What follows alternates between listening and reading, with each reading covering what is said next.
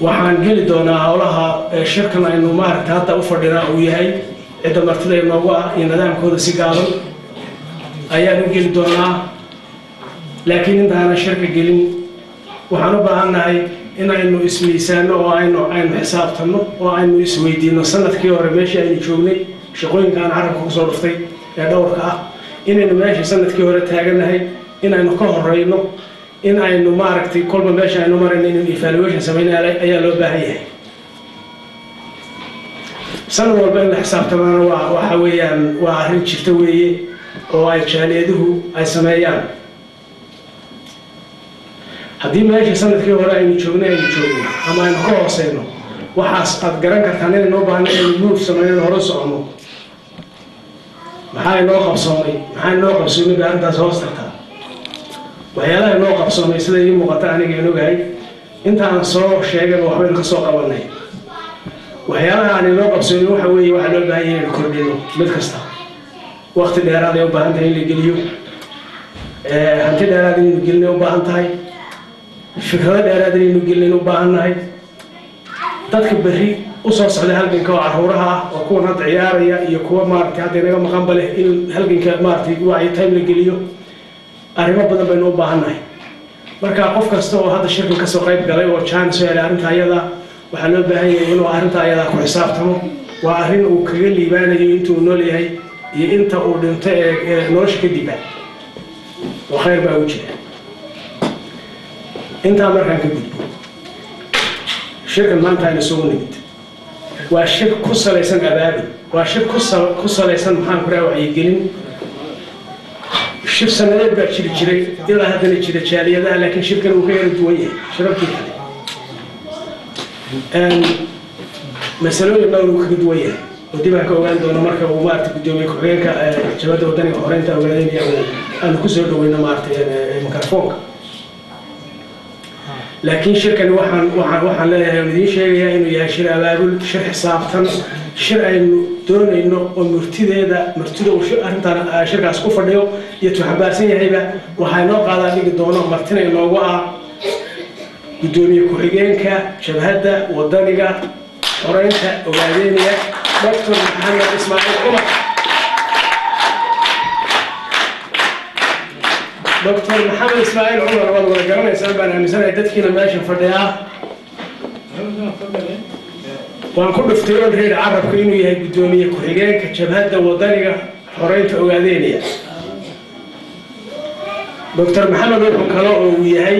لحظة من أساسي أوركا أو NLF مؤسسين تها متك من وي وأنا كان نور فرديا ما شاء الله وأنا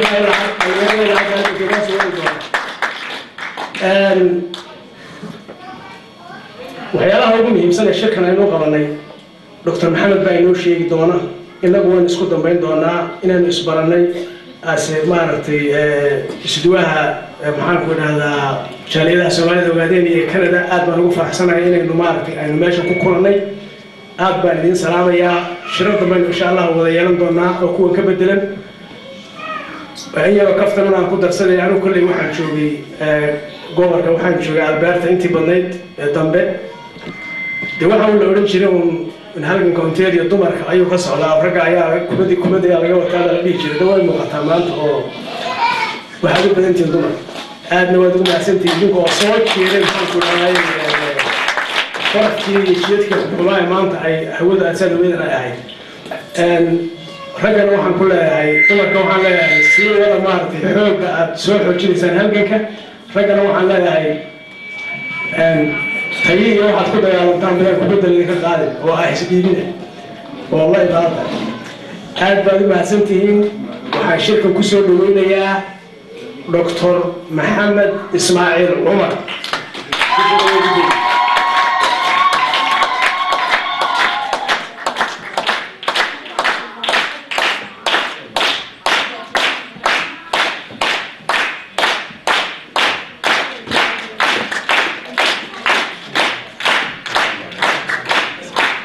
السلام عليكم ورحمة الله وبركاته. وأنا السلام يا دماتي. هذا بحر كمان صدق صعب هاي سجارة ما رحتي. سجارة ذيك حاسك تعرضها أنا حره جمعها في قيو إلى النظر كتير حلا يا كشعر أنت لكن halkan keena iyo hawlaheena oo dhan baa waxay yihiin siday ku soo wajahdoon inaad u qabato marka halkan isagoo aan lahayn meel macaan iyo haddana halkan keena waqtiga aan ku jirno iyo marxaladda aan ku jirno iyo meesha uu ka jiro iyo dadka uu khuseeyo markaad aragto uu iska qalabsan yahay marka tan waxba ma yeelaysa waa ayda caawada waxa weeye marka ugu horeeya salaan وين وكلك يلعب كسر بشيء ديس كسر بعضي من دين شديدية الفنتي وكفر أحسن حي إن مركلة حن ملاينا يا ومركي صدحات بان ملاينا يا تورنتو مادو من كندا تورنتو أو ماشي أي هل كنورث أمريكا شعب كسوماليا وغادية قبل لوضي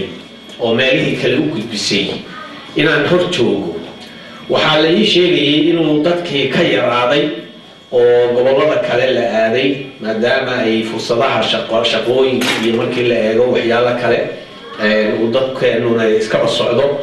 laakiin waxa ay cadaatay waana ka warqabay rug cadaagi waa isugu haray xagga gabdhaha iyo xagga ragga marka inta jilib culuskaasu joogo baraf kasta hadduu dhaco wax kasta dhaco waa Toronto way muuqanaysaa aad baan ugu mahadsantihiin magaca isaga ana inaad xajisataan baa loo baahan yahay oo laydin kala wareegin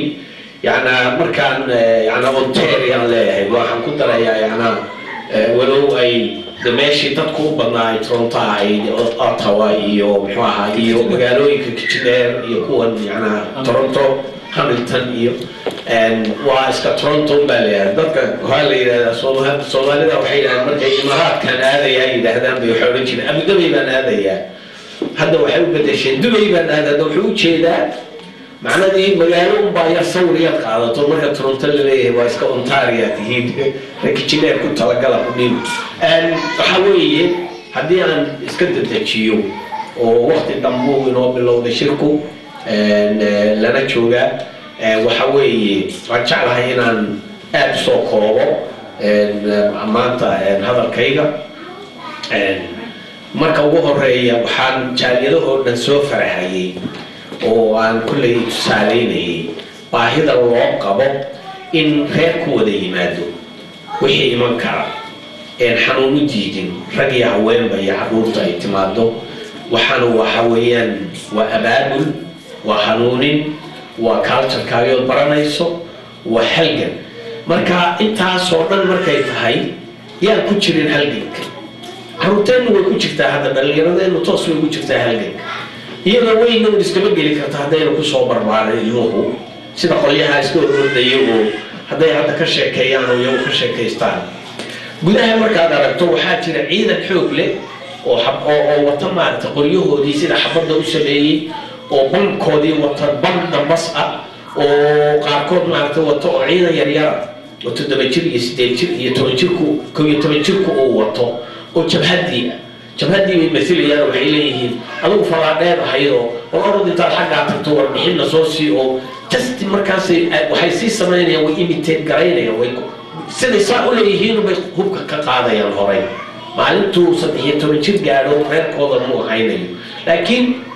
يعني بربارين تنوعاس وكلا أنتوا كبرباري لها وحيالها كلا علمه أي تلفزيون كأركيان كلا نوعاسا إنه من جهيز تعرضي له في عند وحي كل برا يصبر دي تبر كبر دبر عيارتنا وحبرشنا كلا برا وهو ورد سيف عن هو صبيين لكن هالكاس وإلى عروضه أي يشان وهذا أنت اللي هي نعتبيه نعتبره حي وجود بدونتها وحكسي وينه كم مهم سنة culture-kii oo dhan baa lagu baranaya caadooyinkii dhaqankii yaa caadada leh who are they dadkan caadooyinkan iyo dhaqankan iyo dhaantada leh waa ay ilmuhu markuu isweydiiyo waa dadka noocaasa am I one of them iyaga ka mid miyaan ahay aabbahay baa ka mid ah hooyadii yani historydu meel kale u gudbatay taariikhdii baa la socota dhaqankii baa la socda marka ha fudaydsanina meelaha aynu ka liidanaa waxaa ka mid ah inaynaan lahayn maxfallo noocaas oo kaloo la isugu yimaado sida ka soo qaad haddaad lahayd meel club yar oo santara oo hoolkan oo kale lagu shiro leh oo shirarka yaryar lagu qabto oo mar xaflada lagu qabto oo waxyaalo badan qabanaya community center haddaad lahaydeen maanta waxaad ogaan lahaydeen waxa idinka maqan hadda maba garan karaysid laanna waxaan aadan horay waad leedihiin xafiis baad leedihiin fiican oo weyn laakiin meelahaasaa ka yar maqan baan u malayn xafiiskuna dhibaatooyin buu iska soo maray udhiisu hadduu halkaa kasii kici lahaa arrimahaas waa qayb halganka ka mida haddaad halkaa ka soo baxdaan halgankiibaad qayb weyn xafideen haddaan dib ugu noqdo waxa weeye waxaa jira si caadiyana waxaa jira wafuudda jabhaddu waxay u kala baxdaa shirar iyo wareegyo abaabul oo loogu talagalay maad aragtay wadatashi fikrada isdhaafsi iyo iska warqab yani jaaliyaddu maxay ku sugan tahay maxayse ka ogtahay halgankii maxaase maad aragtay lagala socodsiin karaa maxaynu refreshment isku sifayn karaynaa oo mar labaad waa inaynu qalbigeenna iyo maskaxdeenna sifayno isku calaacawno isu sheegno dhibkeenna yani wax meeshaan marayna isla socodsiino waa qayb ka mida wufuud fara badan oo jabhadda mas-uuliyiinteeda wareegayay yurub africa iyo maxay ahayd bariga dhexe iyo north america taasuu ka mid yahay socdaalkayganu bal inaan jaaliyadaha aragno wargelino la socodsiino wax jira xaaladuhu halkay marayaan ma aha markaynu halgankan aynu inagu ku jirno waxaa garab socda dacaayado fara badan oo badankoodu been yihiin cadowgaagu intaad adigu hadlayso iyo intaad wax qorayso isna wuu qorayaa hadda waxaa weeye teknolojiyada cusub baa la adeegsanayaa beeno badan waxaynu leenahay cadow fara badan cadowgaa fara badanu waa midka iska caabintiisa xooggeenu ka imanayo sababtoo ah haddaadan cadow lahayn de waa isdhigan lahayd cadowgan aad arkaysiin maadaama uu cadowga yahay adiguna dibad haddaa cadow leedahay miyaad seexanaysaa hurda ma jirto taasaa keenaysa inaynu maanta halka aan joogno gaadhno iyo ficilada iyo qiirada aynu leenahay spiritka aan dadkeenu leeyahay waxaa gaadhsiiyey because cadowga weeyaan faraha badan iyo cadaadiska iyo dilka iyo dhaca uu dadkeenna ku hayo sidaa daraaddeed waxaan u baahannahay inaynu mar walbaba sidan oo kale fooda isu gelino layswaraysto la kala tala qaato wixii jiraan laysu sheego markaa waxaa weeye socdaallada hadda ah iga raalli ahaada waa yar xabeebsanahayo haddii uu maad aragtay codkaygu idinku noqdo sida la rabay idiin soo gaari waayo waxaa jira socdaalladan waktigan hadda ah oo runtii caadi ahaa maadaama ay halkudhabga jabhaddu yahay iyo halgankeennanu midnimo mintid isku tashi allahu akbar saddexda afartaasu ka kooban yahay guul maxaa weeyaan waa yacna halkudhabga aan ku tashanay kuna soconayno kuna maad aragtay badhaa ku horumarnay yaa wuxuu ku soo beegmay maanta marxalad muhiim ah marxalad aad iyo aad muhiim ah oo isbedello muhiim ah oo qaarkood laga yaabo inay sal iyo baar yihiin macnadii si radical si yani maaragtay guud ay isbedelkaasu inuu noqdo mustaqbalka laga yaabo ayaa ka jira geeska afrika waxaa ka mid ah isbedeladaas haddii aan ku horeeyo soomaaliya markii dagaal sokeeyuhu uu ka dhacay wuxuu ahaa dagaal sokeeye gacanka hadal dadka soomaaliyeed uu islaayay isnacay una qaybsamay hab gobol iyo qabiil yacni gobol markaan isticmaalayo qabiil baan u jeedaa hab gobol buu u dhacay dagaal sokeeyaha adduunka dagaal sokeeyuhu uu ka dhaca meelo badan civil war baa la yidhaahdaa waxaa laysku laynayo wuxuu noqon karayaa wuxuu dhici karayaa ethnic yacni dad qowmiyad kale wuxuu dhici karayaa in laysku jiiro ideology yacni dad maad aragtay yidhaahda maaragtay annagu waxaanu nahay horsocod garabka bidixda qaarka midigta interest buu noqon karayaa oo waxaa dagaalami karaya tujaarta iyo dadka aan tujaarta ahayn gumaysta iyo la gumaysta macnadii la cadaadiye iyo cadaadiye laakiin kan Soomaaliya wuxuu ahaa mid nooc kale nooca kale uu yahay waxaad ku garanaysaa kii taajirka ahaa iyo kii aan taajirka ahayn kii geelqaadka ahaa iyo kii sheekha ahaa iyo kii hadday isku gobol yihiin dhinac bay isu raaceen يعني واحد مبدأ وهو كلا قيبي سومالي ولا نيو interest بقى ماشي كتير كلاس أما طبقات أما جروب متشرين وحويان ما بعدين أنت اسكو تبغى الدنيا الحير ميين بقى دين عباية مرين واحد إسرائيلي ما جرنيسي وهذا كيسان من مسكينة ومن تاجر تاجر يوصل كل سكين يخدموا دونه مارته أو حبس هيجي ما كيسي هربا وعيل مركي هربا أنو حوش يساسانها معناه وحوي قبيل بما ركتي يا طيبي سومالي ما هذا هير كاجادل وحن قبيل كي ولا سياسة يدو تقبيل ميو دمانا يا تاجرني ما وين دمان كرتا تاجر وتكل بوليسان كرتا قرار ما رتقرب بيحكون مديكتا وتخبسان كرتا لكن بروبلم كالصومالي حلق اللغو واي سيدي مسكي ما درت مديني مسكي معويلي قوي داري ولدي مسكي ما درتي وصارت حدد كله فت وحال لوجد جاري واي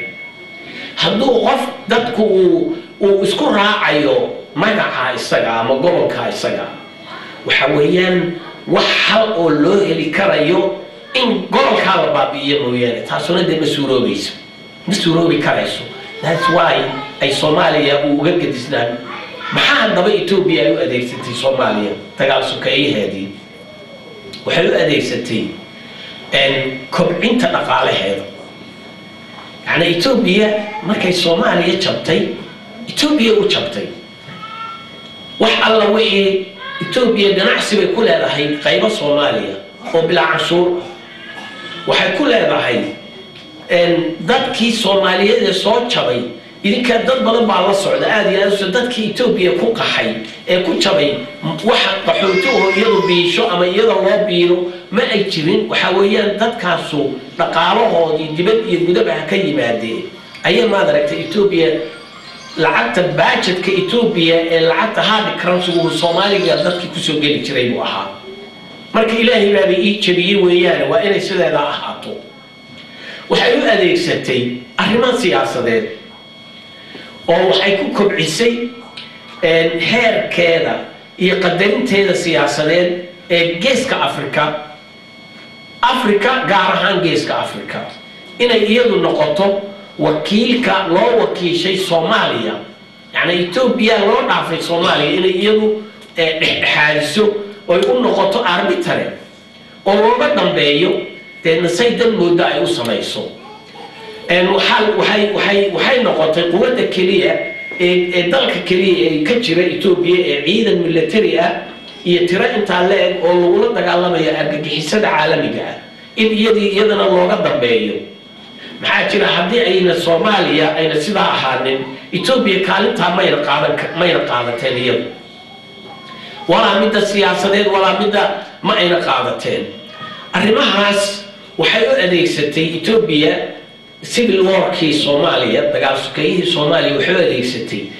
ku caburinta qadiyada xaq ay shacabka reer Ugaadeen ay ugu jiraan ay ka talintooda ay u adeegsatay oo dad baahan oo aan jilcay oo qaybsan ay u adeegsatay inay awaamirta Ethiopia intay fuliyaan inay caburiyaan halganka oo dad nool qabtaan oo dhiibaan oo xadka u xidhaan oo dhinac walba ma aragtay taasi u adeegsatay marka civil war kii Soomaaliya ee nooca ah ee dhinacyo badan ka taageerayay siyaasadda dhaqaalaha iyo muxuu ahaa halganka ay dagaalka ay kula jirto halganka Ugaadeen ay u adeegsanaysay waxay Ethiopia ay qasab ku noqotay inay hor istaagto inaynan isbedelin oo civil war kii Soomaalidu sii jiro inay joogtayso inuu civil war ki sii jiro oo ina Soomaaliya heshiinin qaar bay xataa hubka isugu dhiibi jirtay oo waxa weeyaan ma aha laba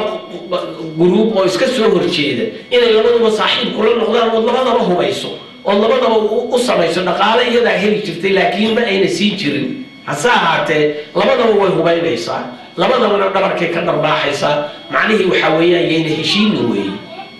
arrimahaasoo dhan ayay Ethiopia kaalintaasi ciyaaraysay hadda maanta waxaad moodaa in arrintaa wax iska bedeleen waa isbedelka muhiimada ah ee geeska Afrika ka jira mid ka mid ah Soomaaliya Ethiopia keli kuma aha inay siday dan moodo u maamusho walow Soomaaliya weli la maamulo oo faragelin shisheeye ay jirto oo ina sida u madax banaaneen xagga dhaqaalaha xagga amniga xagga maadaragtay siyaasadda haddana ma aha Ethiopia midda koowaad ee lagala tashanayo ee kelimada u dambaysa ma aha Ethiopia waxaa jira dalal kale oo kaga uga sii dhunduleela xagga dhaqaalaha xagga siyaasadda shacabka Soomaaliyeedna aad moodid inuu u heelan yahay ama kaba jecel yahay sidii hore ee Ethiopia arrintaas waxa weeyaan waa wax cusub oo geeska Afrika ku soo kordhay inay Ethiopia maanta ayna Soomaaliya sidii hore u walaaqaynin taas baa waxay keentay inta yar ee isbedelka ah ee in la sameeyo xukuumad iyo baarlamaan dawlad muxuu ahaa markii ugu horreeyay xamar lagu doortay caasimadii Soomaaliya isla markaana la yiri ku meel gaadhnay 4 sanadood oo permanent ah qaadatay waxay dhalisay dawladdaasi iyo sida ay mushkilada Soomaaliya u xalliso waa la arki doonaa laakiin ma aha mid ay Ethiopia dooratay oo qofka la dooranayo marka hore Addis Ababa uu tago marka Addis Ababa ka yimaado ka bacdi la doorto ma aha taasu mar hadday taasu dhacdana qofka Soomaaliyeed ma aha meel ma noqonayo hal shakhsi hadduu noqdo baro Ethiopia kuwa kale taan noqonayo kuwa aan Ethiopia baroogeeda ahayn marka halka change u isbedel baa ka dhacay halkaas arrintaas waxa weeyaan waa wax cusub oo geeska Afrika ku soo kordhay oo laga yaabo inay u horseedo qarannimadii Soomaaliya inay soo celiso Ethiopia waxa weeyaan waa dalka kaliya yaana oran laakiin kullay Ethiopia iyadu waa dal cadaadis iyo dictatornimo la'aanteed aan noolaan karin maxaa jira wixii xabad lagu qabsado ee dictatoriyadii caburin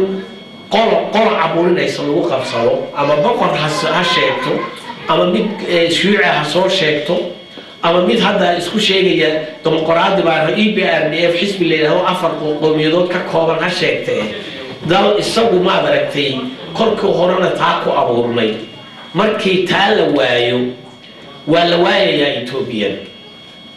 macnaheedu dadkan xoog baa la isku hayaa weligeed dadka Ethiopia from Minilikii hore kuwii ka sii horeeyay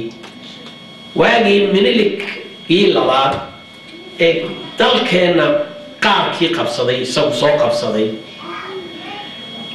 intii ka horeysay waxa Ethiopia ku dagaalamay dhexdeeda dagaal sokeeya jiray caadi ah oo sida kan Soomaaliya ah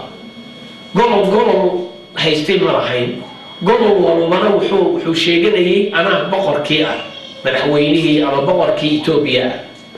Theodore nin loo oran jiray Theodorus ayaa mar mideeyay haddana iyagu way kala jabeen markiiba oo Minilik iyo kii ka horeeyay isumayna hoggaansaneen اعتراف أنا أقول مركان كده يعني أديك أنا كسين دونا وأنت أيضا أسعتو كي هو ركب أختي أو يوحنس الأورنجري مركب وحويا وضل إن قرع عبوريس أو قرع حيوك قبضته وهدو حيوك قبضته وهايو وما دركتي مويانا أسكر وجري كريم واحد عاي عبدالله كتاتركي قدام بي إثيوبيا كإثيوبيا هان انتينا قضية داني يميسي الرين أغادية أين هالقلين ديكتاتركي إثيوبيا قدام بي وحوها ملا سناوي إيو أوركيسة TPLF كاللي يدادو أوركا تقريبا الجوبني مدونك هاي يسوق مدحنا يسوق عدلك كو قبصدي أو تقريبا قومية ديار تقريبا كو قبصدي دلك isla markaana power koodhan ayay wahaysteen magacana Ethiopia la siinayay أحمر باور كحيستي ما عن إثيوبيا لسيني مرتجريجا يعني ولي قلع قبصنا لكن ما عن وحلونا يا أما أبسينيا أما إثيوبيا تجريج كي قدام بيوبيتي حدود بيتينا وحاويان إنه حدنا هالكيسي أي ما إنه قرادي يراي قوميتي يراي دالك هيستي إنه يجيبوا قبصته ويسروا بويدي iyaga jagooyinkii haysta ciidankii way haystaan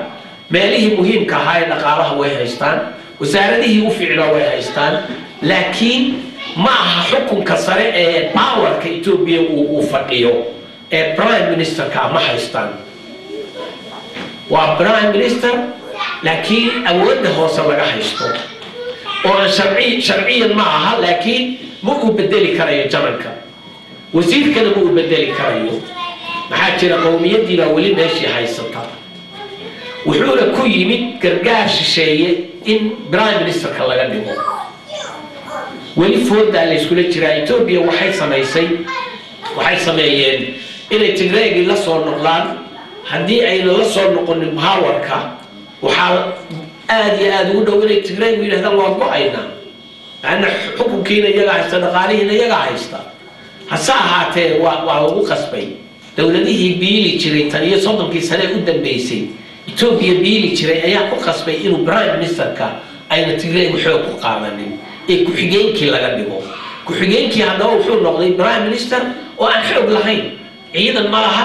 qowmiyad weyn oo ka dhashay ma jiro yani taariikh hore oo soo halgamay military ahayn ma lahayn marka waxaa la isku yabyabayaa hadda axmaaradii muxuu ahaa iyo qoladii koonfurta iyo wixii kale ee haday doonaan jaabka ahaayeen Tigreegu ay haysteen in la isu geeyo say u dheelitiraan Tigreega xoogiisa say u dheelitiraan weli ma aragtay arrinta weli lagu heshiinin dawlad waxa ka dhalatay daciifa oo aan cid ka amar qaadanaynin oo aan askarigu ka amar qaadanaynin qaybsan kaasuna wuxuu dhex taagan yahay axmaaro oromo Tigreeg iyo qowmiyadaha januubka ee prime ministerku ka tirsan yahay taas waxay keentay in waxaan sharcigooda ku qornay dhaqan aan ahayn Ethiopia oo 4.5 kii Soomaaliya oo kala waxay keentay in la yiraahdo prime minister soo koonfurta ma aha saddex prime minister ku xigeenna hal la sameeyo oo afartii xisbi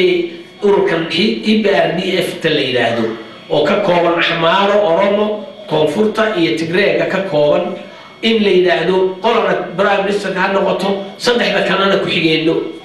prime minister ku xigeen maxaa ka keenay sidaas ma baahi baa ka keentay mise aamin darro iyo cabsi darro iyo lama dhanna waa tii Soomaaliya oo kale marka wax kasta markii la qaybsanayo markay saar noqoto dawladii kaliya taliyaha ahaayee uu hal qulan albaab ka bixin jiray amarkiisa ma jirto halka waxa ka soo baxaya in jaraa'idyada iyo caalamka qaarkeed inay qoreen oo leeyahay Ethiopia waxa weeyaan waxay noqonaysaa waqtiga dhow muxuu ahaa failure state dawladaha ma aragtay fashilmay ee dawladnimo u qalbi waayay sida Soomaaliya oo kale marka hadda shir baa socda waxaa la qaban doonaa shirki EPRDF ta waxa aad iyo aad loo malaynayaa sida hadda loo saadaalinayo inay EPRDF kala baxayso oo Tigreegeedii noqonayso oromadeedii u baxayso qolo oo BDO la yiraahdo axmaaradu qayb u baxayso marka intaas markay sameeyaan aw ummadihii kalena يعني اسكالو في أفرطوا أنت يسأجيان أنت عفرتها طالة تي من الشغول كيا تي وحات طالة ما دركتي سوماليا وحياة ودي أرمي هنا وهرب كايو ونضبط إلى وحاجة جود وحيسن يسي أيام ما دركتي هذا لكري لا يه إلا يسقى حيو هل كاو حال كجران كريسان ولا ليال إن إثيوبيا أي يدور سوماليا دبم مريسو سوماليا نتيجة رجعك صوبو خطأ ولي فرق ما قدنا أو وحوين إلا قبتي سوماليا وباهنتهاي معمول توصل بوباهنتهاي عدالة بوباهنتهاي دلقاب بوباهنتهاي لكن إن إساس نقولي إكله وان إيجي دونا كل إثيوبيا إن gacanteedii kasii baxaysaad moodaa Ethiopia xagga dhaqaalaha Ethiopia waxay tidhaahdaa caalamka waxay ka dhacsisay inay horumar weyn gaarsiisay laakiin waxba kama jiraan dalka Ethiopia weligeedba taniyo waagii Abyssinia la odhan jiray waa dal aan wax runaba aqoonin waxay yaqaanaan caalamka say u khaldaan iyagoo dembi galayna dembi ma galno iyagoo dictatoriyada diidayaan iyagoo baaba'ay waxayna Haile Selassie dawladdiisii waxay ku dhacday 84 abaar ka dhacday Tigray gobolka Tigray ee hadda kuwa ay haystaan iyo wallo inta waqooyiga ayuu qariyay wuxuu lahaa annagu cirkaanu maraynaa Abyssinia Ethiopia la yidhaahdaayo libaaxii Afrikaanu nahayo oo AU-da lagu shirshiraayo markaas AU-da barwaaqada laga hadlayaa aldiis laakiin maxaa dhacay maxay ku dambeysay in la ogaaday in 1 milyan in ka badan ay abaar u dhinteen oo qarinay abaartii 2000 ka dhacday Uganda waxa weeyaan sidaas u qarinayeen iyadoo dadkoo dhan go'ay oo ilaa hadda haddii la soo saaro magaalada muxuu ahaa dhalaan oo kale iyo goday dhulka abaarihii nin la yidhaahdo raaga oo maaro BBC-da ka socday unbaa goday tegey ilaahay unbaa goday geeyey ninkaasaa fashiliyey oo ku dhawaaqo yidhi abaar baa ka jirta mise dalka oo dhanba ogaaday oo dhanba abaartu waa lagu hoobtay marka runma yaqaanaa waxay isleeyihiin dhaqaalahana ugu kobcay double digit yani wuxuu marayaa koritaanka waa dalka ugu badan markaasaa waxay leedahay Ethiopia dad iyo dawlado dantooda ku wata dantooda siyaasiga ku wataan ma aha mid dhaqaale Ethiopia wax ka soo gala adduunka ma jiraan waxa weeye ayaa Ethiopia biila ceebteeda qariya abaaraheeda qariyaan waxay qariyaan muxuu ahaa waxay qariyaan gaajada haysata human rights abuse-ka ay wada ee qariyaan Ethiopia waxa weeyaan waxay iska heshay dad uu xub iyo sabab uu amnaanaya ama aan waxba ka sheegaynin markaasaa la leeyahay laakiin Ethiopia maciishadii waxay muxuu ahaa way laba jibaar ma ahayn 10 jibaar bay gaadhay dollarkoodii wuu dhacay dollarkii Ethiopia wuu dhacay dadkiina intii u boqaataa waxaa laga waayay cuntadii asaasiga ah ee Ethiopia ay cuni jirtay waa la waayay saliidda wax lagu karsado dadku kiyubu u galaa lamana keenayo kaamiradu ma keenayso waxa weeyaan mudaharaadka hadda ka dhacay islaamiga kaamiradu ma keenayso waxaa lagu soo qaadaa hadda adduunka waxaa jira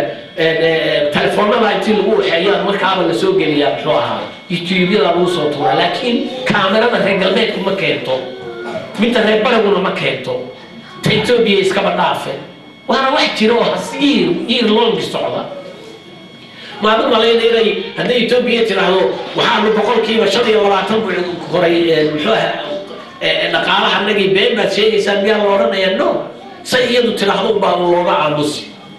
marka dhaqaalaheedii wuu meel dadkii maciishadii bay leeyihiin dhuxushii waxay leeyihiin muxuu ahaa saliidii cuntada lagu cunayay dayf bay cunaan dayfkii way leeyihiin rice waxaa la yidhi bariis hala kariyo hala abuuro bariiskana ma cunaan iyagu laakiin waxay rabaan inay dibadda u iibgeeyaan kooxdan haysata ee gaangiska ah yaa waxay dalkii u bedeleen dhulkii bay galayaan oo waxay ku galayaan cash crop cash dibadda loo iibgeynaya ama shirkadaba iska leeyihiin laakiin iyagu lacag yar ka siisteen lacagtuna haddii uu hal qof iyo in koox yar ay doonayso dee wax yar baaba ku filan iyaga lacag aan qaranka haddii wax loogu qabanaya aan waxba ahayn yaa hindiya lagaga gaday muxuu ahaa dhul aan aagal laakiin inta yar ay qaadanaysa qoysku hadday qaataan dee iyaga kolley way iska dhergayaan way ku filan tahay walbahaar kama hayo dadka kale ciidankoodii bay mushahaar u laayihiin oo Ethiopia mushahaar bay u laayihiin ciidamadoodii ayagu hayeen marka dhaqaalahoodu wuxuu marayaa halkaas qaybsanka ayagu qaybsan yihiin ciidanku ku dhex jira ciidanka Ethiopia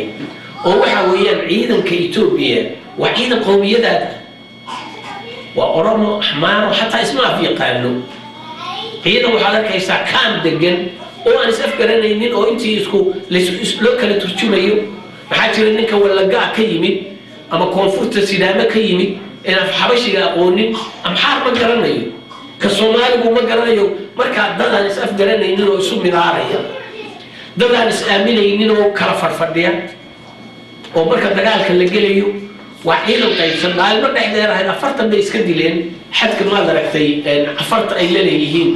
Tigray oo ciidankii joogay oo dhexdooda iska laayeen iyagoo isku leeynayay qowmiyad weligoodna way islaayeen laakiin wax sheegaya ma jiro waa dabeer baktiyay ciidankeedu wuxuu ka laayay lama sheego waxay iyagu iska laayeen lama sheego way dhexdooda ka dagaalamaan way goostaan God knows sida uu halgankeena in la caburiyo loo doonayo aynu inagu intaan u leenahay waa dagaalay waa halganka nagiya war ka kacaleenahay intaas maxaa u malay dadaan iyaga wax hadlaba lahayn waxaan ka hadlaynaa hadda war halganka reer ogaadaya caalamku la socdaa caalamku lama socdo waa kan waa inaan qaylina bal ka waran inaga intaa qayliin bayaanaan soo saarna bayaan oo dagaal baan galnaa oo inuu halgan halka ka socdo waxaa lagu garanayaa xidhitaanka wadanka la xidhay maxaa dhariga maxaa la yiri waxba la oran jiray waxa ay ma garanayo haddaan meesha wax ku jirin maxaa miyay يعني يا دريقة محمد كركا كم ما يا وحوي هدان ماشي وحكوجي المحاولة كلو حلي محمد يا لوغا حلي maxaa hay'adaha looga xidhayaa hay'adaha samafalka maxaa ciidanka xagga xagga hore iyo xagga dambe looga dhigayaa yani waa lagu garanayaa bal ka waran adduunkii kale iyo iyaga Itoobiya dhexdeeda iyo ciidankooda kaanka ku jirayo ilaahay ba u jira way islaynayaan 24 hours way baxsanayaan qaar ma aragtay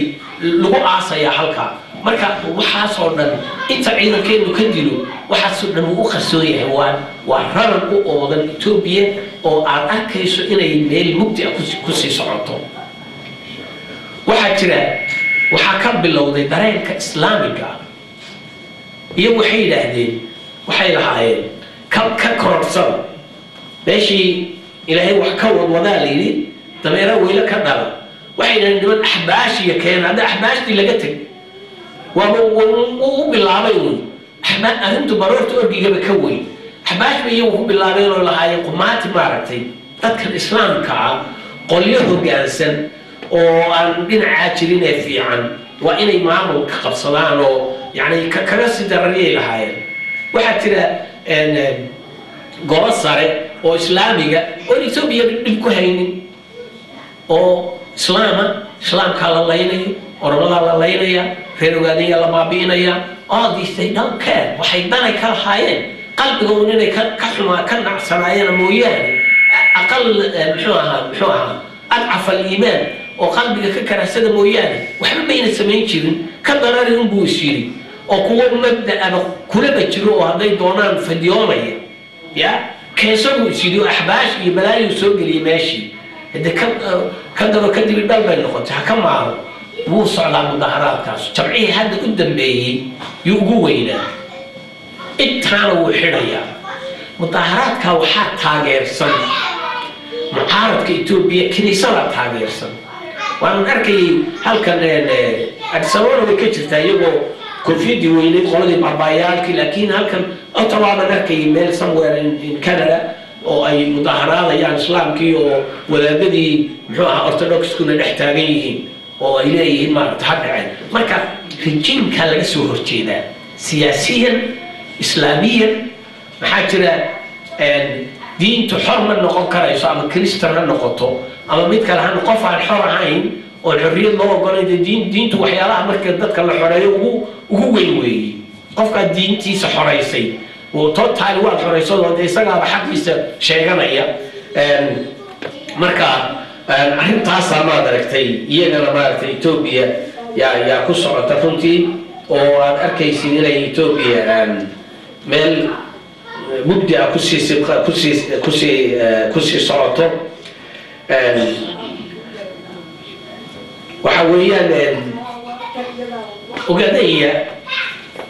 والله سعودين sideedaba waynu isu sheegaynaa way isku baraarujinaynaa laakiin ma wax inuu cusub ma aha arrimaha aan ka hadlayo dhan gaar ahaan shacabkeena dhibka lagu hayo gumaysigu uu ku hayo iyo taariikhiyanba inaynu nahay dad iyo shacab la gumaysto waxa weeye gumaysiga ina haystaayo wuu sii xumaanayaa wuuna sii xoojinayaa tacaddiga iyo gabadfalka laakiin weligii wuxuu ahaa gumaysi jamaaci ah wadareed maxaa ahaa wixii la odhan jiray ciqaab wadareed markaan leeyahay waxa weeye qof baa dembi uuna gelin oo la leeyahay ama ha loo maleeyo ama haba ahaatee qof aad wax isu tihiin oo qaraabo aad isu tihiin ayaa maad aragtay naga soo horjeeda loo ciqaabayo يعني waxa weeye markaad aragto qaar inaga inaga mid ahoo meelaha joogo oo kaamirada iska leexin oo aan meelaha waxaynaynin waay muxuu qofkaas kaamirada isaga leexinaya ma aha inuu isagan Toronto joogaayo ka cabsanayo aan caawin ku soo guuraa ma aha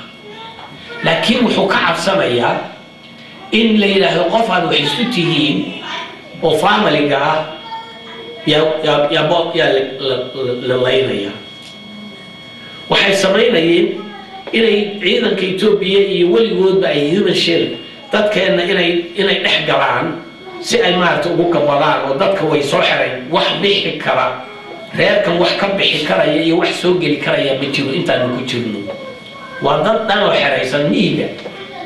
yani waxyaalahaas oo dhan dadka yani maartay ciqaabta loo ciqaabayo mucaaradka dartii waa dadka la qaxinayo ee qaxaya ee la laynayo ee xiran dadka hal qof oo dambi galay ma jiro guud ahaan gaar ahaanna waxa weeyaan waxa la leeyahay ma aha adaa oo nalaf ama lagu tuhunaya waxa weeyaan dad baa la soo xiriiray waxa la yiri haddaad tagtaan kan baan hooyada iyo aabaha iyo walaalada un baa ka gooyn wada kaga dhameynaya telefoonada la waliba loo qaybiyo leeyahay ana ka bixinay credit card-ka dadkii qaar waxa la yiri adiga halka jooga waa inaad ma aragtay ka qayb gashaan mudaaharaad bimatal saalo baan soo qaadanaya laakiin wax joogta siyaabo badan bay u dhacayaan arrinta dadka la soo xiriiray la hadalay qaar waxa jira jabhada oo hooyadood intii la soo fadhiisiyay la hadalay هايو والله يحيى دعوا فين وكدوا الأويسو ميكروفونك تلفونك ولا ليه هي والتيروريزم كقوحهم وي قبلوا أن النبات قالوا حاجة ولا لا يو هل كان ده جوا كهرباء قصب وكبار صحديك هذا لأن شركي مالكي دويل ذاك يشدك ولا ليه هي يعني ده حدود دون وحمان كفصلي وحبان صعب يالي أقول إنك أنا حبضت كل مفتي يعني قف مثل صوت وجي هل كان ليه سايل هل كان صاحب الله جاهية ما أرجع السينما يتيرور السينما كحن باكر في جيم كسايل ضد محابيس أنت يسوع صارن أما قارن محابيس باهين قارن هالبودي لاين قارن يبدي لين ورانا هل كان يوم واحد هذا نكي أدري واحد شيء هو يعني ضد التيرور كالوا هايو not only إلا لاين إلا الله يقرأ معه إن ما تلحق يقرأ معه لكن تتكوّل بهدلية تمير كالجدلية وحتى على اللحمة أنا وهل كاتشوفنا إنه طبيعي يلح يا مفوري وهبل يعني قف كاسو مهيو بلغة من بدي بقول جدلية قف كاسوما تذكر واحد قارب ديدي تذكر مركي لا تشلعيه that's our people تذكرني وكاس تذكرني halkaasuu joogaa dilka waa la dilaa dadka waana la dili jiray laba reeroo darisoo meel wada joogo walaalaa inta isku soo duulaan bay afar iyo lix iyo boqol iska dili jireen haddana waa laga soo kaban jiray gabdhaha la siin jiray oo haddana dalka lagu wada noolaa dil is no problem waana la dilaya waana la dhimanaya xabiska wixii dambi galana waa la xidhaa waxaa jira fiiri dadka caalamkoo dhan baa eeganaya waxaas caalamka oo dhan ayaa waxa eeganaya waana wax laga sii ficilooda وعالم كأن تصنو intay waxaas oo dhan ka aamusaan inaanu haddana ku guulaysanay oo wakaasaan rabayo inaan dhahnaan doonaynaa kulligood caalamka oo dhan walaalaha kuwa maaragtay Soomaalida ah kuwa maaragtay Islaamka ah kuwa reer galbeedka ah inaanu tusno Ethiopia inaanu kala dirno sida hadda oo professor Maxamed sheegayay waxa weeyaan Ethiopia markay nabad ku noolaan weydo Ethiopia waxa isku leeynayso ma aha ma aragtay wax kale waxa weeyaan halgankeena dhexda u galay halganka dhexda u galayo shacabkii reer Ethiopia wuu wada cabsan yahay wuu wada agoontoomay wuu wada dhaawacmay cid hadlaysana ma jiro cid ay oranaysa barwaaqada la helayo ee reer galbeedku bixinayo ee meelaha kale laga helayana ma helayo shacabkii Ethiopia waxaa jira not only in Ethiopia dhaqaale ku hesho markaa ka hadlayay Soomaaliya askariga yimaada Soomaaliya ee ciidanka inuu Soomaalida ku leeyahay xamar markay garaacayeen meel walba burburayaan sargaalka waday millionaire isagoo ka tagaa millionaire isagoo ayuu ka tagaa gabrayo baa jira aad maqasheen waa billionaire weeyaan midka xamar jooga dagaalka ugaadaya ka socdo billionaire ku noqday abraha waa millionaire waxaasoo dhan reer galbeedku way og yihiin kolkaasay ugu daran weliba wax kale marka waxaa dad nin madaxweyne isku sheegaya dadu kolba iska soo daynayo yani waxa weeyaan hebel baa yimi dabaqoodii banaanka ka soo galay dalti si uu taageero u helo oo la yidhaahdo aleerahay ninkaasaa maaragtay oo nalef ka fiican hebel baa soo galay marka hebel darti fadligiisa ayaa soo daynaya oo dadku marka hormeeyna sharci ku xidhnay dadku markuu sharci ku xidhan yahay ma la xukumo markuu sharci ku xidhnay sharci darro ku xidhan yahay markaas soo day markay soo buru yiraahdeen halkii maadaam baa oran hada kuwan iyo ku celiya waxanba ma aha ma cilmiga kuma dhisna dadka waa saad qabtaado xidhi iyo inta rabto saad rabtana waad soo daynaysaa hatta xoolaha sida looma galo xoolaha intii la dareeriyo haddana xeeradii lagu celiyo durba waa markay soo daaqaan bay soo dhan laakiin dadkeenii sidaas loo gelayaa dawladda Ethiopia saa u galaysa dadkaan sayna waa Ethiopia kuwan waa markii Ethiopia ka adkaato haddana Ethiopia ka kolba wax nooca ma waayayso that's our people dadkeenii waa kaas طب waxay yiraahdaan arintaas waa sida guud waxba kama wax weyn kama sheegay dhibaatada dadkeena lagu maayo inaan koow laba nooca nidhaahna ma aha dil xiray iyo bahdilin weeyaan arrimahaas waxa weeyaan innaga ka shacab ahaan reer ogaadaya ahaan waajib ka bilow aadmi ahaan waxa waajib inagu ah in aynu cid kasta oo dulman oo adduunka ah inaynu taageerno shakhsiyan buu waajib aniga igu yahay si guud ahaaneedna dad ahaan inoogu yahay insaan bilow aadmi ah balka waran dadkaagii qudhoodii naftigoodii oo dulman intee ilaa buu waajib kugu noqonaya حاجة الدين تعلمه وحينها هو فرض العين وفرض العين لكن فرض العين ومركا بطش الشدة قاعد إسلام وكذا قالوا يضل كودي لقب صديق يفرض العين هو النقطة الكور مع بعض ويدا ولا لا يدك كذي الكور عليه وحي حاكم كوكاني يعني يتألى صدح بقولة شير بكوفة فرض العين هو النقطة أو عقابية وأنتم كلا قاعدين قوينية لأنه واحد كو جالسة ست ماشي يعني ونفسك أقول خبرني واحد كذا إن سوكو بندوني وأنا إن سوكو كبود بودية الرماحس سداسة هي حلق كدليل هدي أين دبعتها كتير أما دبعتها اللي نقدر إلها قف واحد الموضوع حسب أيه قف أوران كريا متشرو maalintii ogaadeen yala qabsaday maalinba maalinta ka dambaysa dhibka shacabka uu cadowgu ku hayay iyo gumaystuhu uu ka sii darayaa mooye uu ka sahlan yahay qof odhan karaa ma jiro laakiin anyone wuu iska odhan karaa hadal carab laba daan leh ma kala badiyo ama wuxuu danoodu odhan karaa laakiin markaan runta ka hadalno maalinba maalinta ka dambaysa ayuu ka sii daran yahay maxaabiisteenna dhibka lagu hayay kutubdilka maalin dhoweyd yuu isugu yeedhay laba jaajuu soo galay ayuu siduu maaragtay ugu faano macnadii waxaa la yidhaahdaa waa loo sadaqaynayaa dibaax maaragtay dadka la gowracayo yani dadka maaragtay kuwa dartood baan usoo daynaynaa isaga oo mar walba leh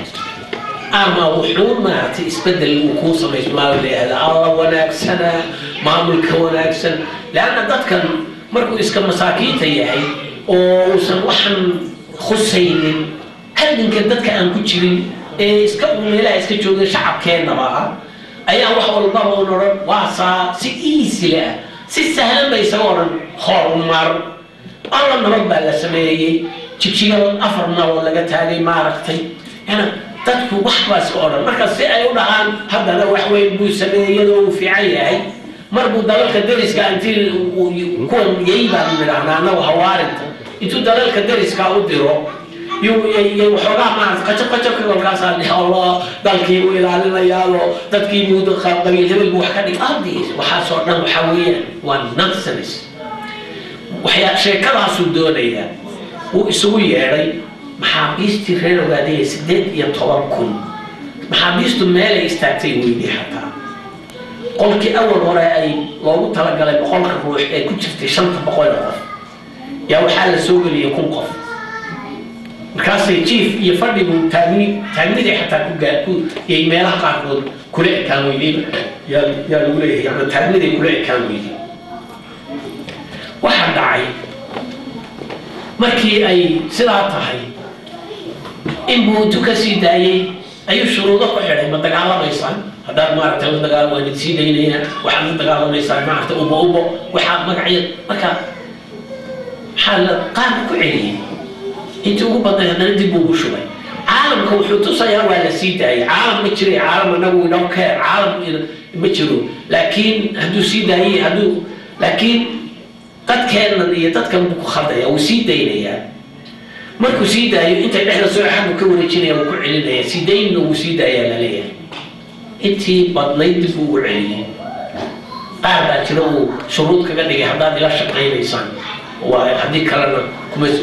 dad halkii ku celiyey arrimaha noocaas oo dhan ee iska propagandada iyo dacaayadda ah waxa weeyaan waan ka baxaynaa waana laga sii baxaya hadda waa laga dhow yahay meeshu hadda maraya iyo waxyaalaheeda wax yar baan marka u dambeeya ka yar taabanaya waxaa jira jabhaddu waxay go-aankii ay qaadatay maalintii dagaalku bilowday ama aas-aaskeedii halku dhanka waa midnimo mintin iyo isku tashi haddaanaan doonaynin inaan dagaal galno u dadaalo erayadaaba maanaan isticmaaleen haddaanu isleenahay cid baa wax idiin tari oo markay wax idiin taraan baad guulaysanaysaan erayadaa maanaan isticmaaleen markii hore aanu isku hallaynaynay in Ethiopia dowladaha iyo adduunkuna qaar si kale u caawinayaan dadkii Soomaaliyeed ee gargaarka koowaad inuu siiyo ahaydna uu si kale yahay maanta not only inuu civil war kaliya ku jiro maskaxdooda khaldan Soomaaliya sababtoo ah maxaa gobolkan halkan ku yaala maxaa ku xidhay Muqdisho nothing maxaa shakhsiga Soomaaliga ku xidhay inuu ku gargaaro qof kale marka yani jamaaci ahaan baa ka hadlay laakiin dad Soomaaliyeed oo aad u qiimo badan oo taariikhdu aynay iloobaynin oo cid kasta oo halgankeena u halgamaysa ka fiican baa jira oo Soomaali laakiin iyaga ku nool waa la ugaarsadaa Soomaaliya dhexdeeda lagu ugaarsadaa Soomaalida gurigiisii uu ku dhashay waa inuu si kontrabaan kugula shaqeeyo nidaamka noocaas ee ka jira halkaas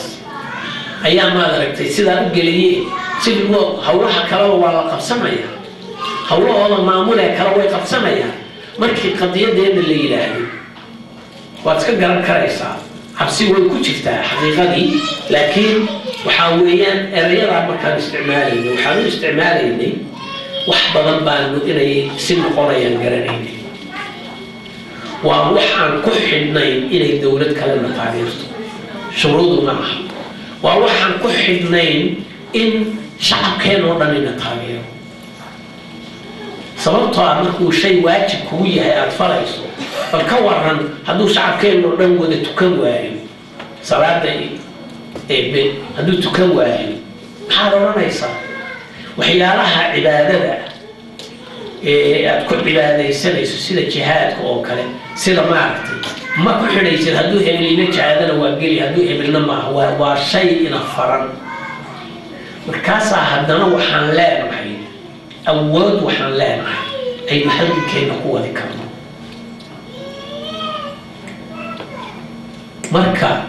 aynu la nimaadno kartideedii iyo mintidnimadeedii markaan la nimaadno waxaan halgankeena waxyaalaha aan hadda aan jeclahay inaan in yar idiin sheego halku marayo